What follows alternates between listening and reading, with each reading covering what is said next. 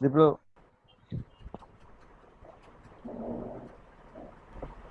good evening. Actually, personally, I am very much shocked.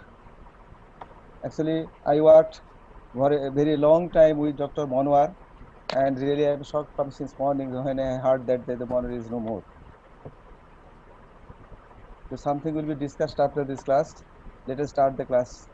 That is about the supraventricular tachycardia. Can I start, Mohsin? Hello?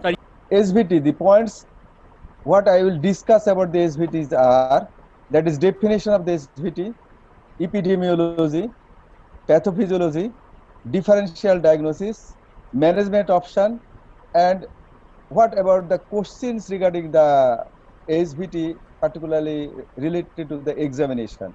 So these are the points what I would like to discuss.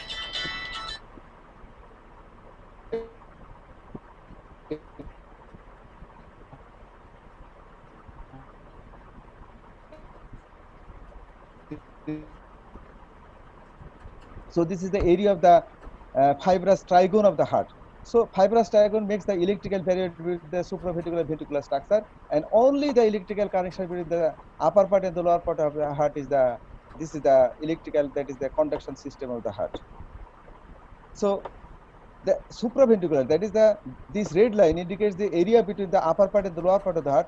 The areas above this line is the supraventricular area. The area below this line is the ventricular area. And this is the area of the fibrous trigone, that is the skeleton of the heart. The supraventricular area includes, this is the right atrium, this is the superior vena cava, this is the pulmonary vein, this is the left atrium, this is the AV node. So this is the reason why it is called the supraventricular, not is the atrial. Supraventricular means many of the structures above the line of the supraventricular, that is the fibrous trigone or the bundle of the His. So these are the all the areas, and arrhythmia may arise from any of these areas, that is from the right atrium, left atrium, AV node, pulmonary vein, superior vena cava. So this is the reason why it is called the supraventricular, and this is the ventricular. So this is the anatomical definition, that is SVT is the umbrella term that includes all the tachycardias from his bundle or above. This is the anatomical definition of the supraventricular tachya. That is, it includes all the tachycardias above the his bundle or above. And below this is line, this is the ventricular area. This is the anatomical definition. This is the supraventricular area, and this is the ventricular area. And the anatomical way we can classify the supraventricular area according to the site of origin. Actually, the arrhythmias are named according to the site of origin. As for example, the arrhythmias arising from the SA node is called the sinus tachycardia, the sinus node re-entry tachycardia. This is arises from the SA node. Arrhythmias from the AV node, this is called the AVNRT or AVRT or the junctional tachycardia. Sometimes you heard the junctional tachycardia. Junctional tachycardia means it is the junction between the AV node and the His bundle from this area.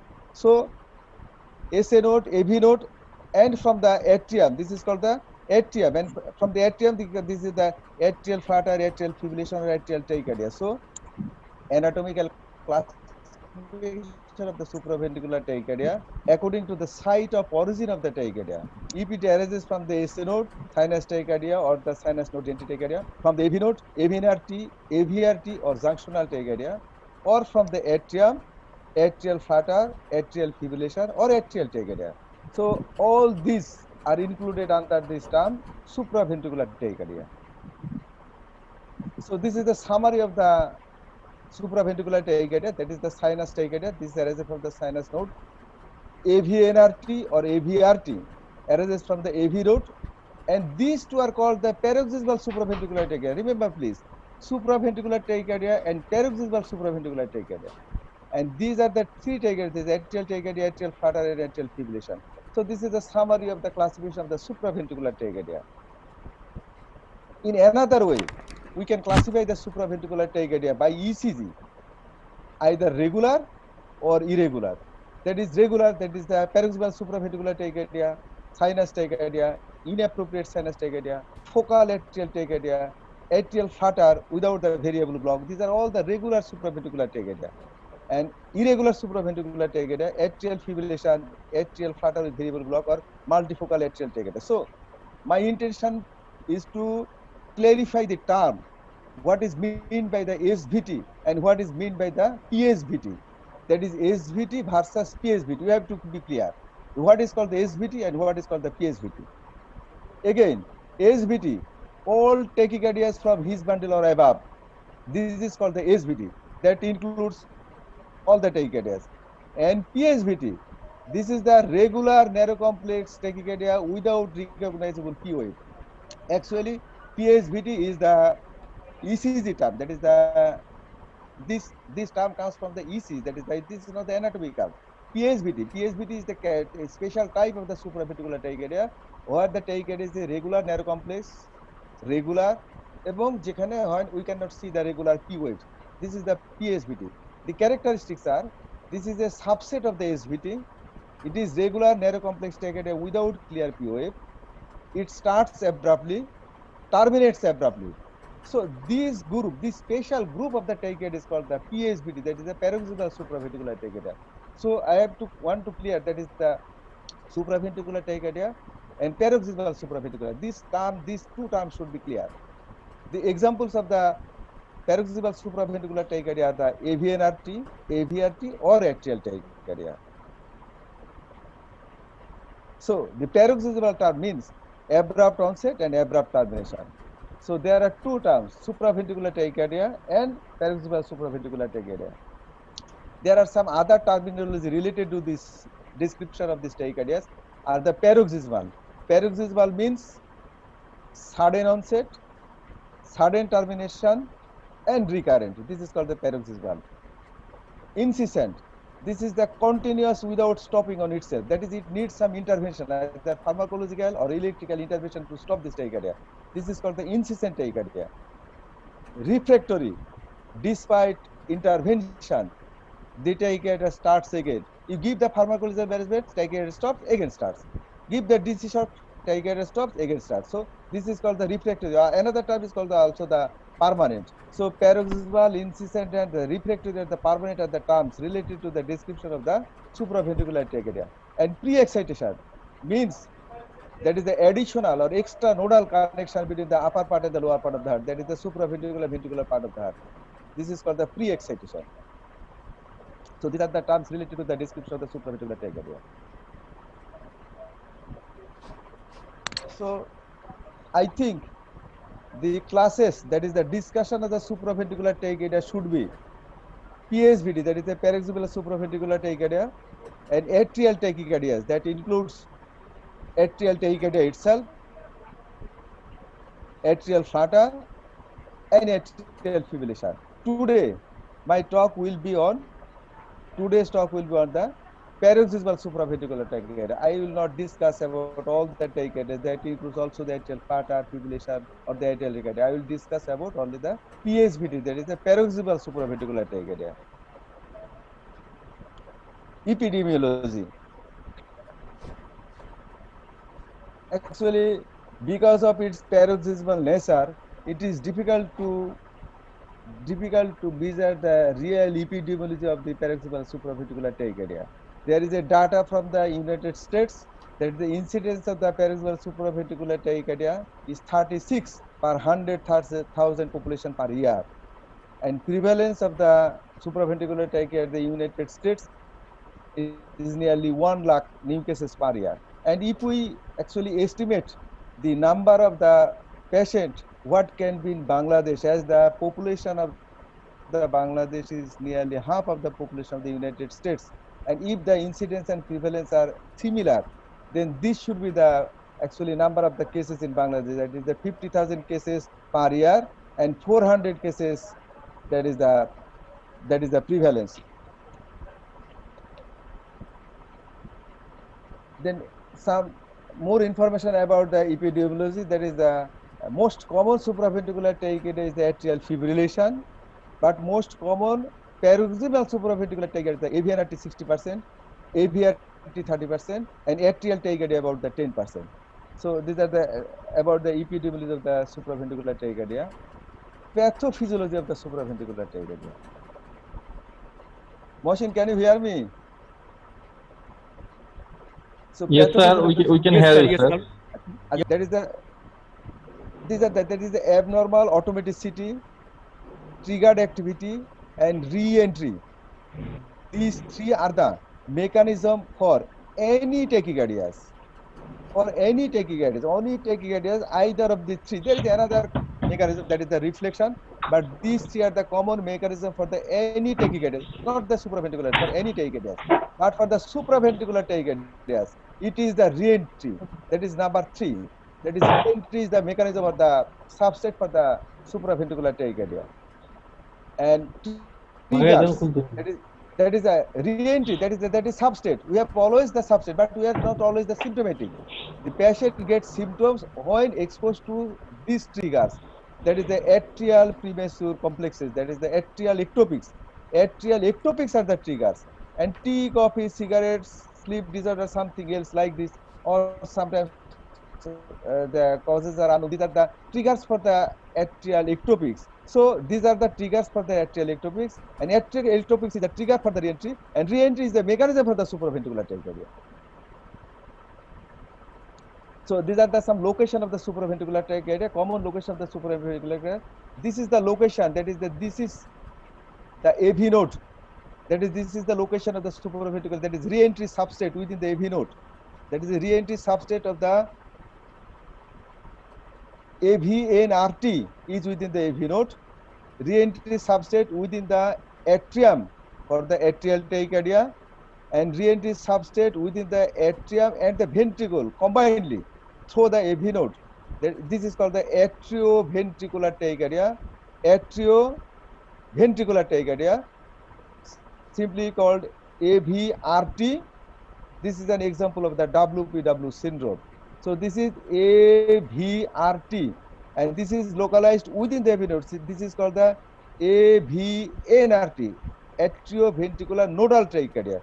So the reentry is within the AV node for the AVNRT, reentry within the AV node, atrium and ventricle for the AVRT, and reentry substrate within the atrium for the atrial tachycardia. So these are the locations for the reentry circuit. And for the re-entry circuit, there are some criteria for the re-entry circuit to be established. There are two pathways for re-entry to be happened. It needs two pathways. As for example, this is one of the pathway, this is another of the pathway. Both the pathways should be connected proximally and distally, and in between the pathways there should be a blocked area. And both the pathways should be of the same speed. That is, both the pathways, that is either of the pathways, this should be the fast or slow. That is the speed of conduction of the impulses should be different from one path to another path. So the criteria for the re-entry circuit to be happen, it needs two pathways of different velocities. Both the pathways should be connected proximally and distally, and in between pathways there should be a blocked area, and this is the basic criteria for the re-entry to be happened. So in case of the AVNRT, there is re-entry circuit within the AV node. In case of the WPW or council WPW within the atrium and a ventricle, and for the atrium within the atrium.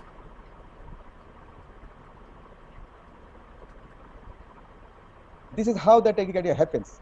This is the atrioventricular tachycardia. You can see the movement of the, that is the movement of the impulses from the atrium to the ventricle, as for example, atrioventricular. This is the normal conduction pathways. Impulses coming downwards along orthotomic through this accessory pathway, again into the atrium, and comes again to the AV node, and again. This is the re-entry. So this is why it is called the reciprocating. Reciprocating, that is, it is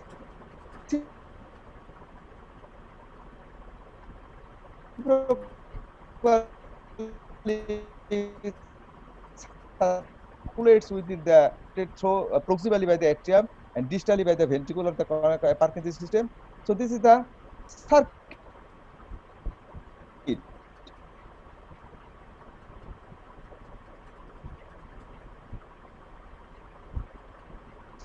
So this is as because the tachycardia, when it happens with the AV node, it is called the AV nodal reentry tachycardia. So this is the way how the reentry circuits works. And for reentry circuits to work, that is, we have got the substrate, we have got the patient has got the reentry circuit, but the patient is not feeling tachycardia all the time. Why? When it happens? what is the pathology, how the tachycardia starts. This is the question. So for the tachycardia states, I have already spoken that the trigger for the tachycardia is the atrial ectopics, and the trigger for the atrial ectopics have some the environmental factors that the T, coffee, sleep disorder, or sometimes automatically. So ectopics is the triggers. This ectopic should be in a timed fashion, not all the ectopics. This should be such a type of ectopic. When this ectopic will come here, and this ectopic you will see, there's one of the pathway is open and another pathway is blocked. This condition should be fulfilled to tachycardia to happen. Am I clear? That is, it needs a dual pathways, and the tachycardia should come at the proximal end of this, that is the ectopic should come at the proximal end of the circuit, and the ectopic will see that either of the pathways is blocked and another pathway is open. This is the way the tachycardia will find the, that is, then it will, it starts journey from here, it will go here, again you will see that this pathway is okay, and so this will again go through this way and down this way. So this is the way how the ectopics initiates the supraventricular tachycardia. So initiator of the PSVT is the atrial ectopics. Atrial ectopic starts the initiation. So this is the reason why now, why the patients are not experiencing the tachycardia all the time. The patient experiences the tachycardia, starts the tachycardia when the timely, that is the atrial ectopics at a particular specific time comes to the proximal part, like this area, that is the proximal part of the circuit, and it sits fine. There is the, this pathway, like this pathway is okay, this pathway is blocked. These are the conditions to be fulfilled. Then the tachycardia starts. Then if another ectopic comes and again enters into the circuit and blocked, then the tachycardia terminates. So it is the ectopic that initiates the tachycardia, and it is the ectopic that terminates the tachycardia. The tachycardia can be terminated also when it gets fatigue. So ectopic is one of the mechanisms by which spontaneously we are doing nothing, but the patient starts stops the tachycardia spontaneously. So this is the pathophysiology, the mechanism of initiation and termination of the supraventricular tachycardia. So association, supraventricular tachycardia, that is, again I am clearing it, that is a supraventricular tachycardia. Supraventricular tachycardia, most of the times it is associated with the structural heart disease, that is atrial fibrillation, atrial flutter, or atrial tachycardia. These are actually most of the times associated with the structural heart disease. But PSVT, that is paroxysmal supraventricular tachycardia, like the AVNRT, it happens almost most of the time. It happens in the normal heart. May happen in association with some of the structural heart disease, but this is coincidence. But but by its physiology, that is by its mechanism, the AVNRT happens in case of the, it does not need the structural heart Sound is disease. problematic. Sorry. Then WBW, sometimes it is associated with the Epstein anomaly of the tricuspid valve or the TGA. So these are the some association of the PSVT with the heart disease. That is AVNRT, normal heart, WBW, most of the time normal heart, but sometimes, rarely, may be associated with the Epstein anomaly of the tricuspid valve or the corrected transposition of the great arteries. These are the association. Presentation. Presentation. Actually, in nearly almost all the patient, nearly 100% of the patient complains the palpitation. And description is very typical.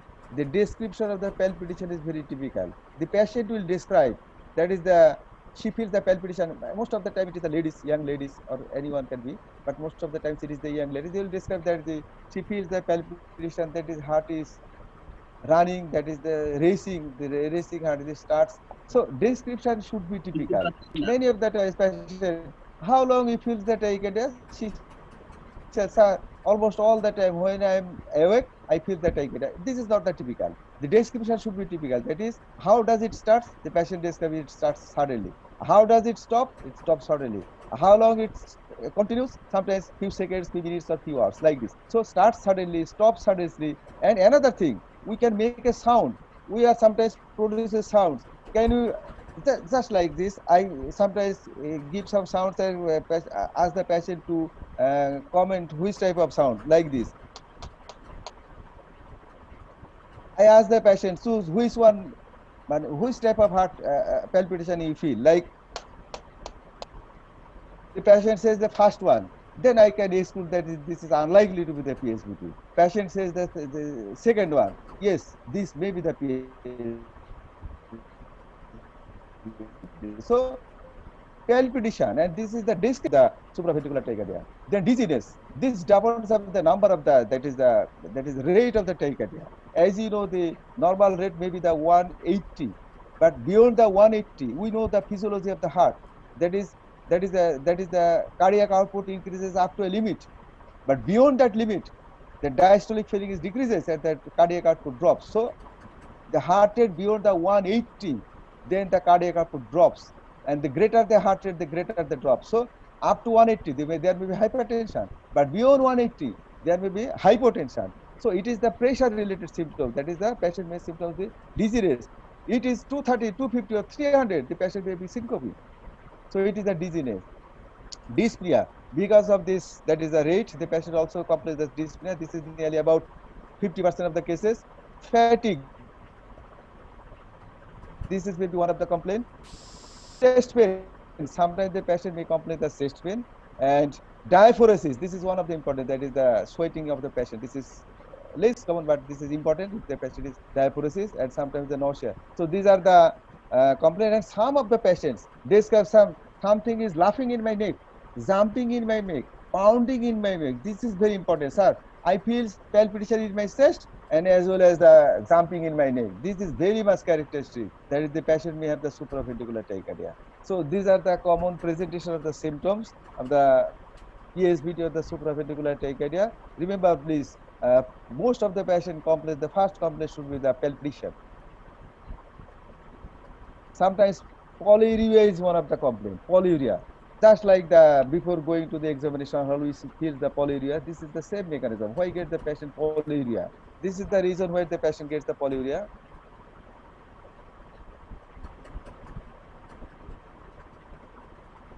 That is a atrial contraction against closed AV valves. What happens during the PSVT? That is the atrium contact against the closed atrial ventricular valve, elevated atrial pressure and atrial stress, release of atrial natriuretic peptide, and that causes the polyuria. So this is the mechanism. A patient of PSVT complains during the palpitation, they complains that is that they have got the polyuria. Physical examination.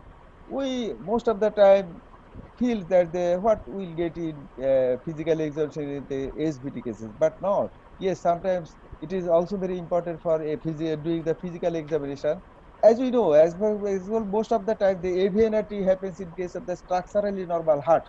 But still, there is the importance of physical examination in case of the AVNRT, as because in case of the AVNRT, very important finding, very diagnostic finding, that is the patient may have the cannon wave. This is the cannon wave. If the patient have got the what is called the bounding pulses in the neck, jumping in the neck, throbbing in the neck, as well as during the palpitation the patient feels. If we see that is the irregular A waves in the neck, this is called the cannon wave. This is very much diagnostic the patient has got the AVNRT. So although the heart is structurally normal, but still there is importance of examining the patient during the attack, during the palpitation. So cannon waves. And other of the patients may also have got some importance, as because there are some of the SVT cases may be associated with the structural heart disease, as for example, TGA or the Epstein anomaly. So at that time, we will get the murmurs, friction rub like this. And sometimes the patient may have got the complication like the tachycardiomyopathy. The patient may have the heart failure. That is the tachycardia-induced heart failure, dilated cardiomyopathy due to the insistent tachycardia. So this patient will have the features of the heart failure. So these are the importance why the patient should be examined. And in case of the SVT, we have to examine the systemic examination, as for example, the endocrine system for seeing the thyroid gland, as because it is associated with the atrial fibrillation. But for the PSVT, it is also important as because sometimes we get the murmurs in case of the WPW syndrome and the Canon waves in case of the AVNRT. But in between the attack, when the patient is okay, if there is no structural heart disease, everything will be fine. Everything will be normal. There will be no abnormal findings. But these are the findings what we can get during the attack, unless the patient has got the SVT, that is the other structural heart disease. So these are the importance of the doing physical examination of the patient during the attack and in between the attack. Investigation. This is the commonest investigation. No, doing normal ECG, when the patient will complain the palpitation, if the patient has got the documented SVT, then no problem. But there may be some of the patients, they are complaining that suggestive, that is the history suggestive of the palpitation, but there is no evidence of the PSVT. But still the ECG have got the importance as because the ECG may reveal some of the abnormal finding as because ECG may reveal the WPW syndrome, that is the delta wave. So these are the importance of this, or the PCG may show the some association with the findings related to the structural heart disease. So doing an ECG in between the attacks is also important. And there is no question about the importance of ECG during the palpitation. That is the diagnostic. Echo should be done to exclude the structural heart disease, association of the structural heart disease, or for the diagnosis of the tachycardiomyopathy. So whether the heart is structurally okay, or it is associated with some kind of the structural heart disease, or in case of insufficient tachycardia, whether the patient has developed, that is a tachycardiomyopathy. So these are the importance of the doing echo. Holter monitoring. Sometimes if it is already diagnosed in case of the ECG, it is not routinely done Holter monitoring, but history is suggestive. There is no evidence. Then we can do the Holter monitor. It is very much specific, but less sensitive. It is very much difficult to document the tachycardia during the palpitation for the 24 hours or 48 hours like this. But many times we can get it. If it is we can get, then it is the non-invasive test, very simple test. This is important. But remember, that is that it is very specific but less sensitive. Loop recorder. Sometimes loop recorder is a test. This is less practiced in our country. As a whole, worldwide it is less practiced, but still it is one of the tests. As because many of the times, even the electrophysiological studies may fail to diagnose the tachycardia. Even doing the electrophysiology, we cannot establish what is the cause of the palpitation the patient is complaining. So at that time, this is the loop recorder. What is patient complaining? We can keep the loop recorder for years together. Then we can test and keeping the times in record. What is the patient complaining? And we can see what is happening at that time. So this is the importance. Then when all the tests fail, then this is the importance of the loop recorder. So loop recorder is not non-important. This is not routinely done, but when it is done, it has got the great importance. Portable ECG device. Sometimes it is very much difficult to document the SVT. So there are some portable ECG device like the mobile. One of the name is the Alive Core. This is the company name. This is not actually yeah, this is the company name. This is the simple device like the mobile. When the patient complains the tachycardia, they can keep their fingers over the screen of the Alive Core. Then the rhythm will be recorded. So this is one of the ways. Sometimes it is very difficult. Patient complains, sir, I am feeling the palpitation for few seconds, few minutes, off and on, but very much difficult to record, that is document. So this is the importance of the ECG device, that is the Alive Core or something like this. So this is one of the useful device to. There are some apps in the mobile, particularly in the iPhone. There are some iPhones. These are got the apps. They can record the rhythm. So we want to see the rhythm of the patient. That is during their complaint. They feel the palpitation sometimes. So what is the rhythm actually? Many of the times it is the sinus tachycardia the patient is complaining, or it is the inappropriate sinus tachycardia. So not always it is the pathological AVNAT or AVRT the patient is complaining. So we see that by any means we have to document the record. And if we can document the record before their final treatment, so we can make a plan. So these are all the ways we have to do before doing the invasive procedure like the EPS. So the EPS is the invasive, all are the non-invasive. So EPS should be the last stage before doing the non-invasive invasive test like the EPS. We can apply either, but when there is a documentation, if ECG is done, If it is documented, then there is no need of this. We have not to do all the test. We have to test only for documentation. When it is documented, if it is documented the halter, no need to do this. If it is documented ECG, no need to do this. And if it is the EPS, this is the only test when all the suspicion remains. Then we have to do the EPS. But when the EPS fail, again we can do the loop recorder. EPS may fail. So these are the tests. Differential diagnosis. That is the differential diagnosis of the actually SVT. This is the differential diagnosis of the SVT. So we have to see this is the narrow complex upper tracing. This is the upper tracing. The upper tracing shows the narrow complex regular tachycardia, and this is also the narrow complex regular tachycardia. So by definition, both are the supraventricular tachycardia or SVT. So before dying the supraventricular tachycardia or SVT, we have to try say what type of SVT is it. The main question whether we can first we have to see whether it is regular or irregular, it is wide or narrow. Then we have to try to see is there any visible P waves. This is the very important for the location of the P wave. No P wave is seen. That is totally cannot be distinguished the P wave. That is the P wave is buried within the QRS complex possibly. Neither before the QRS nor after the QRS. If this happens, it is almost sure that it is a AVNRT. But if the P wave we can see, then we can define whether it is, as for example, in case of the upper tracing, where you will see the P wave, we have to see the P wave just before the QRS complex, just after the QRS complex, or over the AST segment. As for example, this upper tracing, you see this is the V wave, that is the V lead, and possibly this may be the P wave. This may be the P wave. I may be wrong, but this is suspected this may be the P wave. Whether these are really P wave or not, then we have to see the another lead. There is something like this, lead 2. This ST7 is not normal. This does not look that. We know the normal shape of the ST7 like this.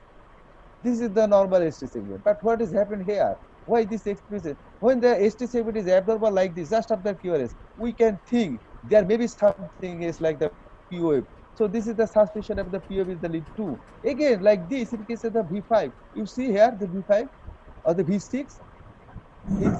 So these are the way we have to see the P wave, whether the P wave is totally invisible within the QRS complex, or it's just before the QRS complex, or just after the QRS complex. No P wave is seen.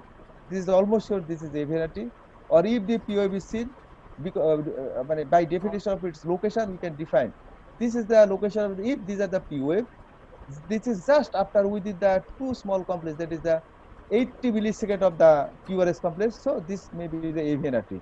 If it is beyond the 80 millisecond, this should be AVRT. AVNRT, AV nodal reentry tachycardia, within 80 milliseconds, just close to the QRS, it is AVNRT, AV nodal reentry tachycardia. And beyond this 80 millisecond, it is atrioventricular nodal tachycardia. So this is the most likely this is the AVNRT. This is the another tracing you see, the lower tracing. There is something inverted before the QRS complex, lead 2, lead 2. See, lead 2. Undoubtedly, these are the P wave. So inverted P wave just before the QRS complex. This should be the sinus P wave.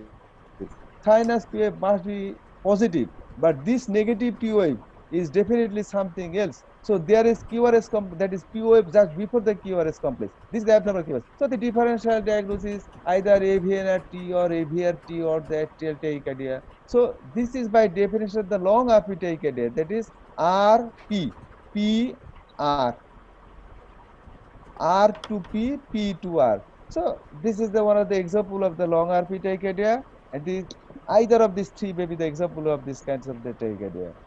These are the P waves. So typical AVNRT, and these are the P waves, and this may be one of the example of the atypical AVNRT, or it has got the differential diagnosis, that is the atrial tachycardia. This is another example. You see what I told in previous slides. Please see, note, possibly there is no P wave, there is no visible P wave. P waves are buried within the QRS complex. So almost sure this is the AVNRT. But in this case, you can see clear P wave. You see, this is the AVR, these are the P wave, these are the P wave lead to, these are the P wave lead to inverted P waves just after the QRS complex within 80 milliseconds of the QRS complex.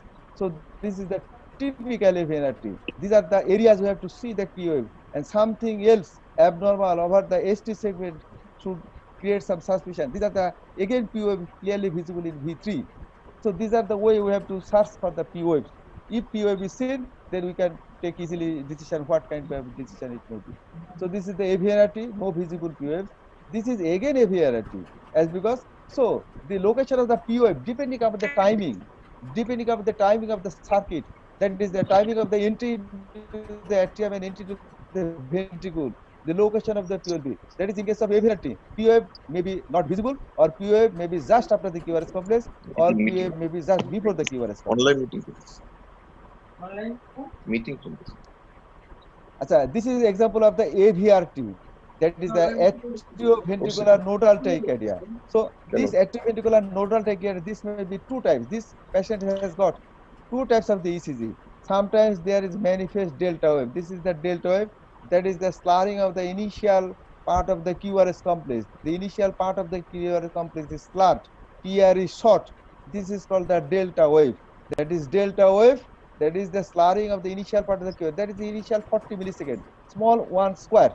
If there is slurring within the small one square of the QRS complex, this is the delta wave, and this delta wave is produced because of the pre-excitation through the accessory pathway. So Asif, mute WB, yourself. so the WB, that is the accessory pathways may be either of the two types. That is the manifest accessory pathways when you can see the delta wave, or concealed accessory pathways. Some of the accessory pathways, they does not transmit the impulses antigradely. They can transmit the impulses only retrogradely. So this kind of the patient will have only the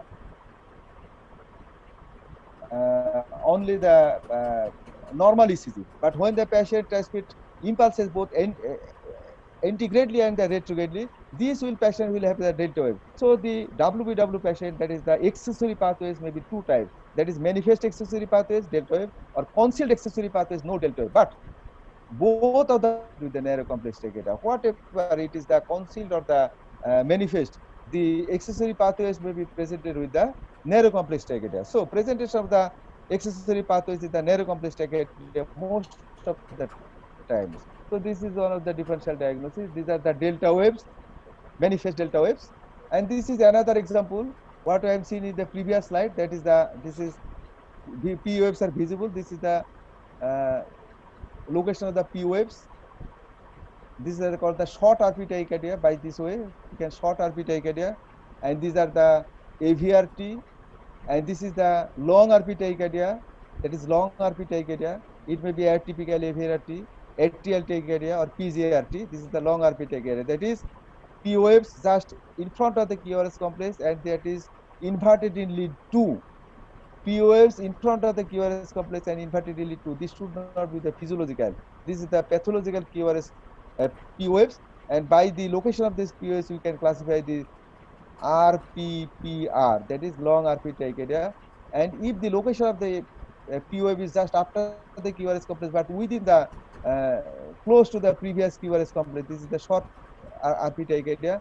It may be AVRT or AVNRT according to the either within the 80 millisecond or beyond the 80 millisecond. So sometimes that is the SVT patient may be presented with these kinds of disease. This is the narrow complex tachycardia, what I have already seen. But sometimes they may be presented with these kinds of the tachycardia. There is the white complex tachycardia. That is the aberration of their bundle branches. That is white complex tachycardia may be one of the presentation of the supraventricular tachycardia, particularly in case of the 15% of the patient of the supraventricular tachycardia may be presented with the white complex tachycardia. Then there is a question of the differential diagnosis of this tachycardia with the VT. I will not discuss the differential diagnosis today, but this is one of the important differential diagnostic points. That is, we have to define whether this is the SVT with aberration or the ventricular tachycardia. So just I want to say that is this may be one of the presentation of the supraventricular tachycardia. That is white complex supraventricular tachycardia. So this may be the VT or SVT with aberration. or SVT with the bundle branches. So this may be one of the presentation of the supraventricular. That is another presentation of the, possibly you can identify, this is the irregular white complex tachycardia. And you please see that is both irregularity both in duration as well as amplitude. You please look at the QRS complex. The QRS complex are of the not of the same amplitude. That is, the QRS complexes are irregular both in amplitude as well as duration. When this happen, whether you can see the delta wave or not, this is characteristic of the WBW, the atrial fibrillation. That is, QRS complexes are irregular both in duration as well as amplitude. In addition, if you can see, that is some of the findings suggestive of the delta wave like this may be the delta wave. This may be the delta wave. So this is the additional clue. So whether you get the additional clue or not, irregular duration and amplitude of the QRS complex, this is very much suggestive, characteristic and diagnostic of the WPW with the atrial fibrillation. So this may be one of the presentation of the supraventricular tachycardia, and we have to differentiate it. This is another ECG. Sometimes we have few confusion with these kinds of the ECG. You see, this is the regular tachycardia, moderately wide, not very narrow, not very wide, moderately wide, regular. So what can it be? What type of it? Whether it is VT or SVT? But this is a very classic type of the ECG. We have to remember this. We have to memorize this picture. That is moderately wide, narrow complex tachycardia, RBB morphology, left axis deviation. This is diagnostic of the ILVT, idiopathic left ventricular tachycardia. Whether you get an initial finding or not, no question. This is almost sure that is the ILVT, that is the idiopathic left ventricular tachycardia. But if we search, we can see some of the points in favor of this. As for example, there are some dissociation you can see here. This is the P wave, this is the P wave, this is the P wave, this is the P wave. So this is the P wave. So if we see carefully, in nearly 30% of the cases, not always, don't think always, in about 30% of the cases, 1/3 of the cases, we may see the AV dissociation. If we get the AV dissociation, there is no question this is the ILVT. But whether you get or not, RBB morphology, left axis deviation, this is diagnostic of the ILVT, that is idiopathic left ventricular tachycardia, or sometimes it is called the fascicular tachycardia, unless it is proved otherwise. So this is one of the characters. So these are the ECGs. So sometimes, so finally, we have to exclude the ILVT, we have to exclude the some of the atrial tachycardia, but finally, main problem is to whether we can take any decision regarding the differentiation between the AVNRT or AVRT. When we have selected that, yes, this is almost sure that this is PSVT, either AVNRT or AVRT. So at the time, these are the some points. This is not so important for all the time, but for you, for your academic interest, or if you are electrophysiologist, or if you want to know. So these are the points you can take for differentiation between the AVNRT or AVRT, when you will see that is the narrow regular QRS tachycardia, that is the diagnosis either AVNRT or AVRT, but it is not sure what type it is. Then these are the points, that is pseudo R or pseudo S. What you see, if it is present in case of pseudo R, that is usually present in case of the lead V1, and pseudo S, it is usually present just after the QRS complex in lead 2 or lead 3. This is almost sure this is the AVNRT. ST depression, if ST depression is present, and this is the reason these patients are most of the times, that is the angiogram is done. But this ST depression is not because of the related coronary artery disease. This is the rate of the tachycardia. That is the rate of the tachycardia that produces the subendocardial ischemia, and that can cause the ST depression. It is the AVRT, that is atrioventricular reentry tachycardia. Then ST elevation in AVR, if it is present, again it is AVRT. Retrograde P waves on ST or beginning of the T wave, that is more 80 millisecond beyond. That is QRS complex, 2 small square, 80 millisecond. After the 80 millisecond, if it is present over the ST segment, this is AVRT. QRS alternates. This is very interesting. Some QRS complexes are amplitude is long, some are small. It is the variation is significant. That is more than 5 millimeter. That is the AVRT. So these are the points. That is so finally that is the pseudo R or pseudo S, AVNRT, ST depression, AVRT, then QRS alternates, AVRT. Among all these points, these 3 points are very important. We can clinically apply this point. So these are the ways we can differentiate with the AVNRT and AVRT. So this is one of the example. Can you tell what is this type of ECG? By tracing, this is the regular narrow complex tachycardia. Am I right? That is the regular narrow complex tachycardia. Rate is about 150. So what can it be? Either this is SVT, by definition, this is SVT. So whether it is AVNRT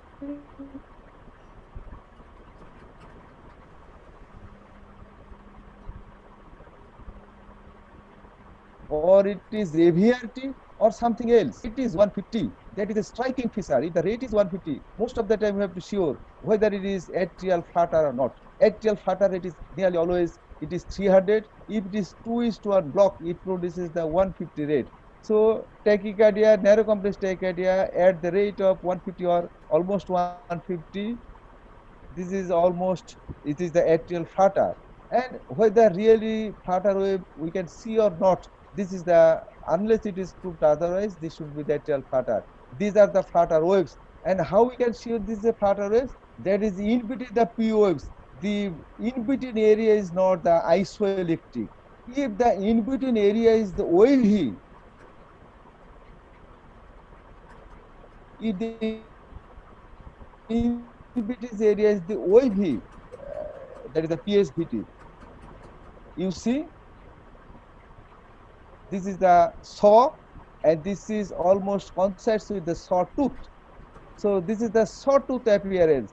So these are the areas when you are confused. So this is no way. This is the example of the PSVT, but this is the example of the SVT, and it is atrial flutter is to 2:1, and it is confused with the PSVT, that is the AVNRT, and these are the ways by clinically from the ECG we can try to differentiate with the atrial flutter. And this is the atrial tachycardia. Atrial tachycardia. We have to also differentiate from the AVNRT and AVRT from the atrial tachycardia. So you know the atrial tachycardia, that is the circuit is within the atrium. That is a re-entry circuit is within the atrium, and the tachycardia comes from above downwards. So atrial tachycardia, you see, in case of the atrial tachycardia, there may be clearly P waves. We'll see the P waves almost sure most of the times. P waves are clearly visible. See, this is the P wave, this is the P waves, this is the P waves. So, in another way, this is the long RP tachycardia. That is the inverted P waves before the QRS complex. So, by definition, this is the long RP tachycardia. And the examples of the long RP tachycardia is a atypical AVRT, PJRT, and atrial tachycardia. So that atrial tachycardia may be presented like this. That is the long RP tachycardia. This is the narrow complex regular tachycardia or the long RP tachycardia. Or it may be presented with this, like this. That is the almost the P waves most of the times, but there may be some block that is irregular. That is the irregular of the QRS complex. So if the narrow complex regular tachycardia, either it may be the long RP tachycardia, or if the tachycardia is associated with the AV block, or if the tachycardia is P waves are positive in case of the lead 2 and lead 3. If it is tachycardia, the positives in case of lead 2 and lead 3, then it is almost sure the atrial tachycardia. Then atrial tachycardia may be, we see, that is the focal atrial tachycardia, paroxysmal atrial tachycardia, and the multifocal atrial tachycardia. That is FAT, PAT, and MAT. Multifocal atrial tachycardia, different kinds of the P waves are seen. I have not shown the ECG here again. So multifocal tachycardia should not come into the differential diagnosis of the PSVT. Paroxysmal atrial tachycardia, this is the actually point when this is presented with the regular narrow complex tachycardia, almost looks like the avian atrial. It is very much difficult to differentiate from the PSVT by ECG alone. So this is the actually should be differentiated with the PSVT, and very much difficult to differentiate from only ECG alone to differentiate unless we see the clear P waves. There's either maybe the long RP tachycardia or the abnormal P waves in case of the regular narrow complex tachycardia. So PAT, that is a paroxysmal tachycardia, is should come for the differential diagnosis of the supraventricular tachycardia. Sometimes the sinus tachycardia is one of the example we have to confuse with the supraventricular tachycardia is because PSVT is sometimes presented with the narrow complex tachycardia like this. So this is also, but when these are the P waves are seen, that is the clear P waves, clear P waves. So this is the sometimes sensitive catheter. The rate is usually less than 150. So these are the actually differential diagnosis of the PSVT. We have to that. So sinus tachycardia either may be physiological sinus tachycardia or inappropriate sinus tachycardia.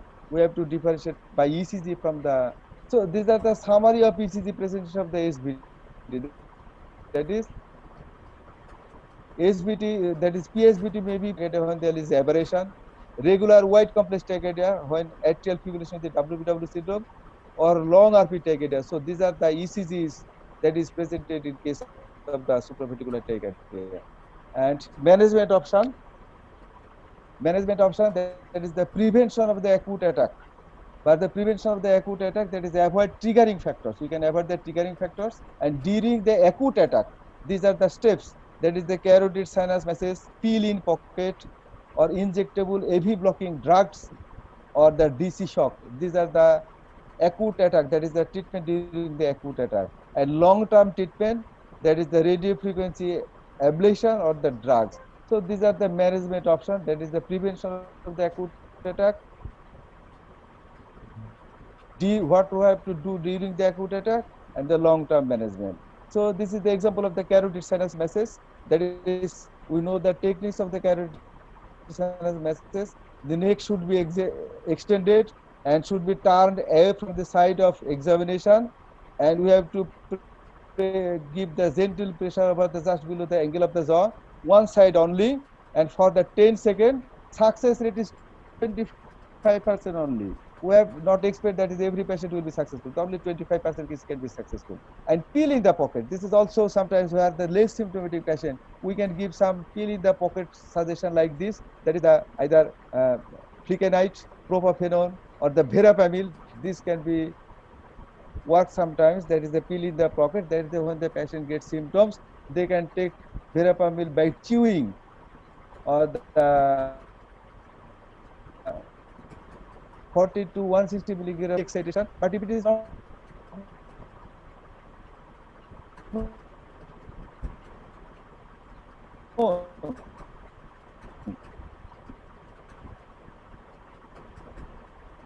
is not catheter ablation. This is the proved therapy for these kinds of the treatment. Success rate is more than 95%, and complication rate is less than 0.1%. So this is the nearly safe, acceptable, curative treatment for the supraventricular tachycardia. And pharmacological tachycardia, not for all the patient. When the patient does not accept these kinds of the treatment, or can the patient tolerate these kinds of the treatment, then this is the treatment. But the choice of therapy is the catheter ablation procedure.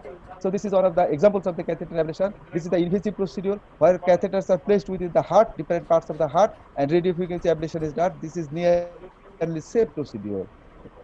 So when the general cardiologist should send the patient to the electrophysiologist, not always.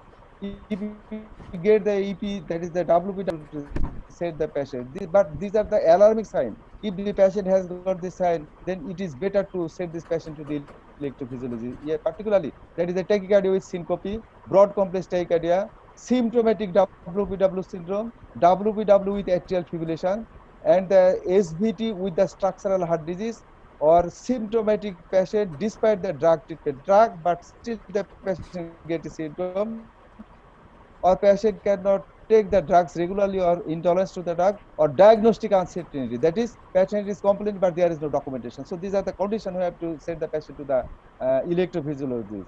Predictors of sudden death in case of the WPW. Not always. There is a minor risk of the sudden death in case of the WPW syndrome, particularly if a patient of WPW syndrome is present with the atrial fibrillation, or unstable symptomatic tachycardia, that is the patient gets hemodynamically unstable when the patient gets tachycardia, or multiple accessory pathology, suspect this the patient has got the multiple. So these are the condition when the a patient of the WPW syndrome may have got chance of the sudden death, or the patient have got the associated structural heart disease like the Epstein anomaly. Complication of the SVT. It is literally seems there is no complication of this, but sometimes it is. That is sir, a patient. Sorry. Sir একটু interfere করি sir. যে Hmm. Patient মানে ডাব্লিউপিডব্লিউর যারা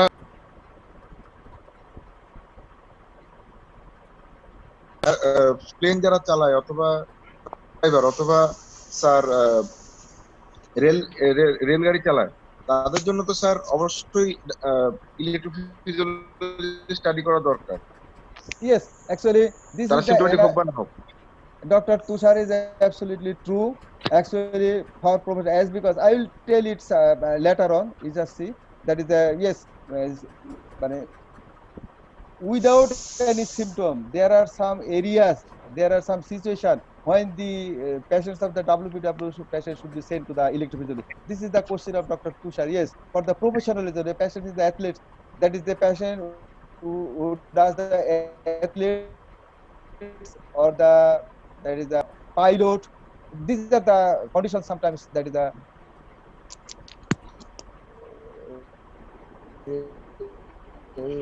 when they still the patient does not have the symptom but should be referred to that. So these are the predictors of the sudden death, accessory pathy or the Epstein anomaly. And complication of the SVT, that is tachycardiomyopathy, although it is rare, but this is very important to diagnose as because this is curable. If you can diagnose that is the tachycardiomyopathy and you can treat the tachycardia, the LV function gets normal. So this is very rewarding.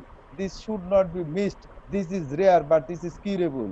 Then related to drug therapy, most of the time, the patient of the SBT, they get their complications, particularly related to the drug therapy, particularly the verapamil and some of the antiarrhythmic drug.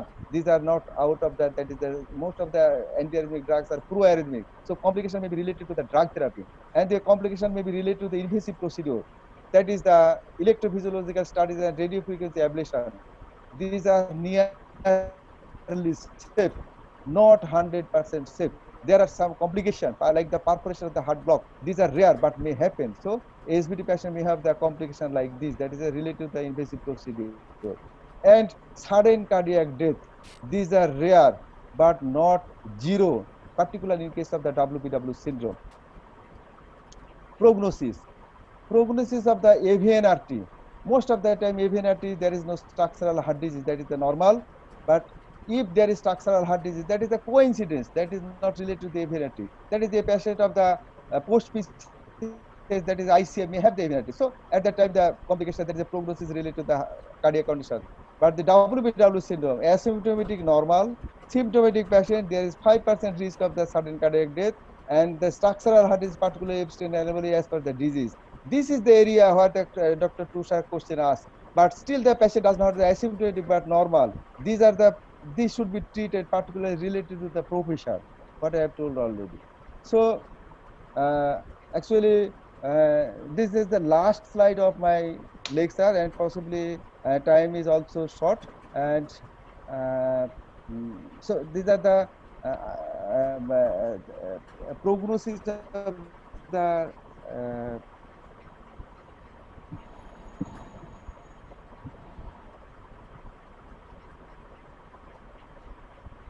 খুব আগ্রহ নিয়ে বসছিলাম, কিন্তু নেটওয়ার্কের এত ঝামেলা হচ্ছিল যে আমি কিন্তু খুব ইন্টারাপ্টেড লেকচার পেলাম। চাতার ভাই যেটা হবে কোন জায়গা, আমার অত ভয় পাওয়ার কিছু নেই। প্র্যাকটিক্যালি আমি আলাদা কিভাবে করতে পারি শুধু ইসিজি দেখে, এভিআরটি এভিএনআরটির মধ্যে কোনটা কিভাবে কি করব। আচ্ছা, আর এই বিশেষ করে ডব্লিউ নিয়ে কতগুলো চ্যাটে কোশ্চেনও দেখবা যে প্রগনোস্টিক সিগনিফিকেন্স কেমন আছে, কখন আমি ইপি স্টাডির জন্য জরুরিভাবে পাঠাবো, কখন পাঠাবো না, এই কথাগুলো কিন্তু খুব সুন্দর উঠে আসছে। একটা প্রবলেম আমি প্রায় দেখি যেটা, যে রোগীদের এই যে পালপিটেশনের যে কমপ্লেইনটা, সিম্পটম হিস্ট্রি থেকে কি করে আমি আলাদা করতে পারি এটা সাইনাস টেকিকার্ডিয়া না এসবিটি, সেটা নিয়ে বোধহয় আতারুল ভাই আরেকটু যদি ব্যাখ্যা করে তাহলে খুব ভালো হয়। এটা কিন্তু হিস্ট্রি থেকে অনেকখানি কিন্তু সাইনাস টেকিকার্ডিয়া আর এসবিটি কে আলাদা করা সম্ভব। আতারুল ভাই বলবেন? স্যার স্যার আচ্ছা Moshik, can you hear? This is another reason I am producing some sound. Can you hear this sound? হ্যাঁ, Very suggestive of the PSVT. That is the patient will describe it starts suddenly. Tushar mute করো,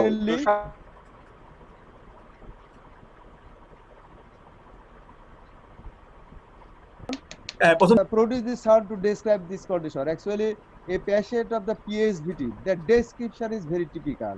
Many of the times the patients are the younger, females commoner than the males, and they are the ladies.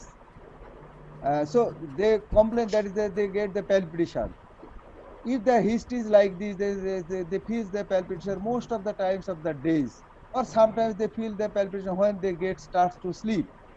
If the description like this is unlikely with the SVT, but sometimes the patient says, "Sir, I feel the palpitation suddenly. It starts suddenly. It continues for 5 minutes or 7 minutes, then it stops suddenly." So these are the complaint I feel, but I have no documents. Then I can produce some sound like this. I ask the patient to choose the sounds like this. Either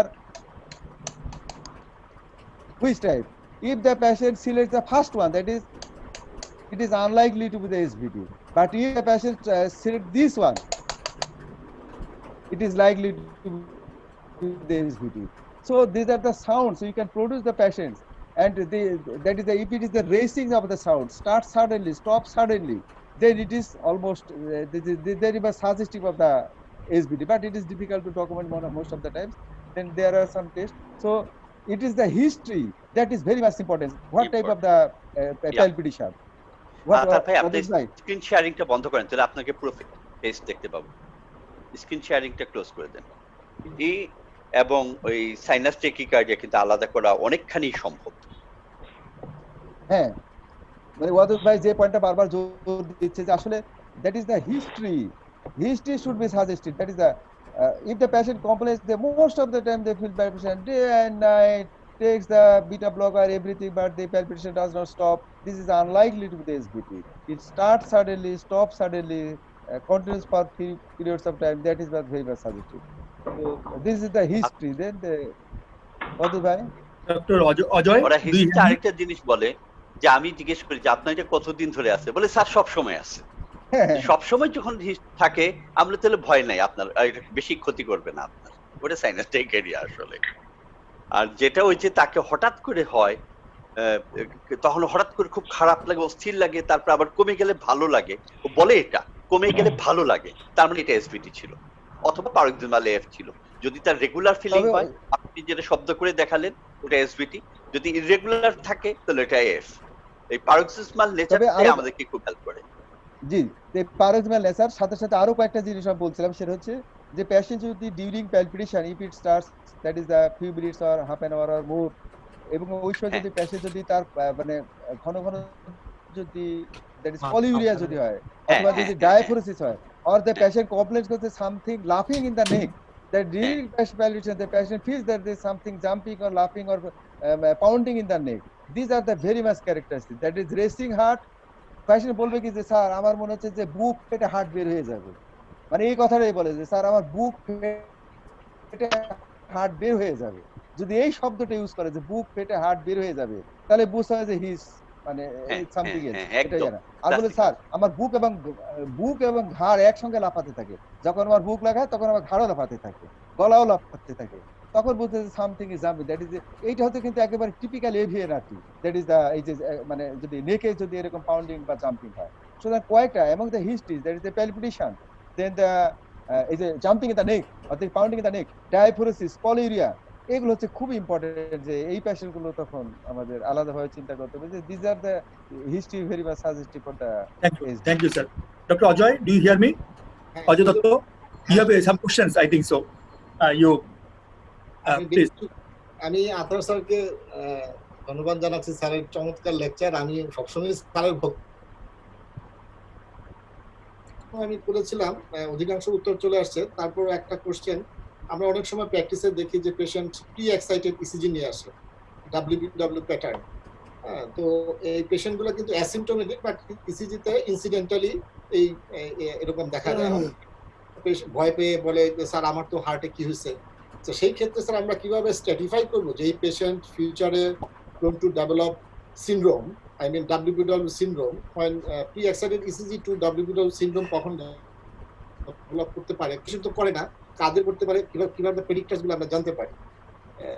এটা একটা sir আমার question. আরেকটা হচ্ছে sir আপনি বলছেন যে bed সাইডে আমরা কিভাবে এভিআর, পিএসভিটি এবং অ্যাট্রিয়াল ট্যাকিকার্ডিয়া মানে সেগুলো আমরা কিভাবে আলাদা করতে পারি।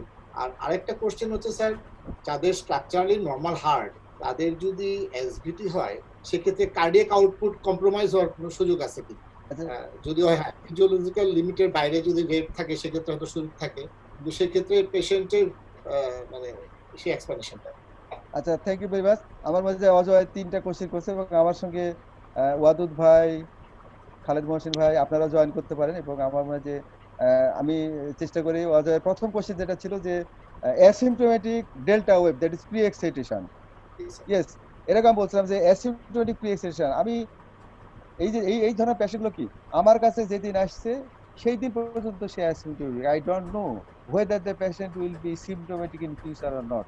Up to date the patient is asymptomatic. সুতরাং এই পেশেন্টটা রিয়েলি রিস্ক ফ্রি কিনা এটা যদি আমরা জানতে চাই তাহলে দেখতে হবে যে what is the properties of the, যদি এই ইয়াগুলো মানে এক্সেসরি পাথওয়েগুলো যেগুলা এক্সাইটেশন আছে, ডেল্টা ওয়েভ দেখা যাচ্ছে, তার মানে কি তাদের অ্যান্টিগ্রেড কন্ডাকশন হচ্ছে। এই অ্যান্টিগ্রেড কন্ডাকশনটা যদি ভেরি স্পিডি হয়, ফাস্ট হয়, তাহলে তাদের কিন্তু যেমন এই যে কিছু কিছু WPW হচ্ছে যে অ্যাট্রিয়াল ফিব্রিলেশন নিয়ে প্রেজেন্ট করে, সবাই করে না, হোয়াই, কেন তারা করে? যাদের হচ্ছে very fast, that is the accessory pathway is very very fast, refractory period is very very short, they are the candidate যে তাদের অ্যাট্রিয়াল ফিব্রিলেশন হতে পারে, they are the candidate for the sudden death. কিন্তু যাদের হচ্ছে মানে antegrade conduction through the accessory pathway is very slow, তাদের কিন্তু রেট ডিপেন্ডেন্ট, তাদের হচ্ছে ইন্টারমিটেন্ট প্রি এক্সাইটেশন পাওয়া যায়। আমরা কিন্তু সবসময় পাই না, মাঝে মধ্যে পাই, মাঝে মধ্যে পাই না, ইন্টারমিটেন্ট। আর সবসময় পাওয়া যাচ্ছে বাট সিম্পটম নাই। এদের ক্ষেত্রে যদি আমরা ডিসিশন নিতে চাই তাহলে আমাদের দেখতে হবে whether the accessory pathways are, what is the properties of the accessory pathways। তো সেইটা আসলে আমরা ইপিএস করে বলতে পারি যে যদি এটা দেখা যাচ্ছে যে ফাস্ট কন্ডাক্টিং, ইয়েস, যদিও পেশেন্টের আজকে সিম্পটম নাই but still the patient may have the symptom, যে কারণে ডক্টর তুষার যেটা বলছিল যে ট্রিটমেন্ট করা উচিত। তো নন ইনভেসিভলি আমরা কিভাবে করতে পারি? নন ইনভেসিভলি এই ধরনের পেশেন্ট গুলোকে for the coronary artery disease, a patient who has got the WPW, ETT is contraindicated. But for the evaluation of the risk of these kinds of the patient, এই পেশেন্ট গুলোকে আমরা দাঁড়িয়ে থেকে ইটিটি করাতে পারি। যদি ETT করতে গিয়ে যদি প্রি এক্সাইটেশনটা যদি আরো বেড়ে যায়, আজকে পেশেন্টের যে প্রি এক্সাইটেশন আছে, the normal pre excitation, if the pre excitation is more, যদি pre excitation disappear not so fast conducting, the conduction of the pathway is slower than that of the normal AV node. If the pre-excitation gets worse, more widening of the pre-excitation, yes, the pathway is faster, more faster than that of the normal conduction. These are the candidates. These should be treated. So non-invasively, this is the ETT by which we can stratify these kinds of the patient. Delta have no symptom. If you interested, you can do the ETT. Thank you, sir. Thank you, sir. Dr. Khalid Mohsin, sir. আচ্ছা, আমি একটা question করি এখানে, সেটা হলো যে যে এক্ষেত্রে পেশেন্টের কি ব্রেডিকার্ডিয়া হলে পরেই কি আপনার প্রি এক্সাইটেশনের রিস্কটা বেশি থাকে, সিনড্রোম হওয়ার চান্সটা কি বেশি থাকে? না, আমাদের দেখতে হবে যে আসলে আমরা কিন্তু বোঝার চেষ্টা করব যে what is the properties, what is the conduction properties, conduction velocities of the accessories pathway, whether it is very fast conducting or slow conducting or intermittent conducting. The greater the speed of conduction, the greater the chances of the symptom. এইটাই কিন্তু আমরা বোঝার চেষ্টা করব। Yes, bradycardia যদি হয়, bradycardia হলে that is the, yes, this is one of the indirect assumption, that is the pathway is slow, that is weak. Sir family Ajay? History কোনো Then what was the importance- second question of Ajay? Uh, আর আরেকটা question যেটা মনে হচ্ছে sir আপনি Cardiac repeat Hey, function. please ask in English. Some people were asking that we should be talking in English. another issue that you have raised, ST depression in SVT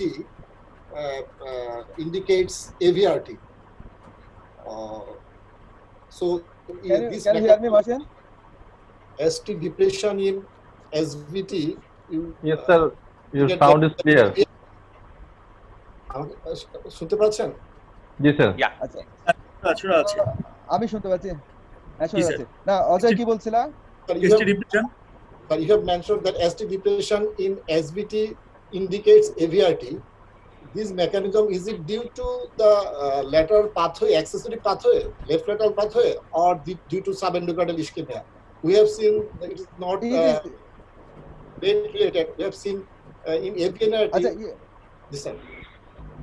yes, it may be actually it may be present both in cases, but it is when it is present, it is likely that these are not this is the suggestive or likely that this can be AVRT, and this is particularly related to the rate dependent, that is rate related subendocardial ischemia, rate related. A patient who has got the ischemia today with the rate 230, if the patient presented with this tachycardia again less 180 at the in that day, patient may have not the same patient.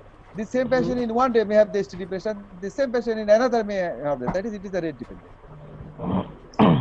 Sir, sir, I've got a question for you, sir. I'm Dr. Firoz. Hi, Firoz. Sir, I've got a question for you. What would be the acute pharmacological management of SVT in WPW? Acute pharmacological management of SVT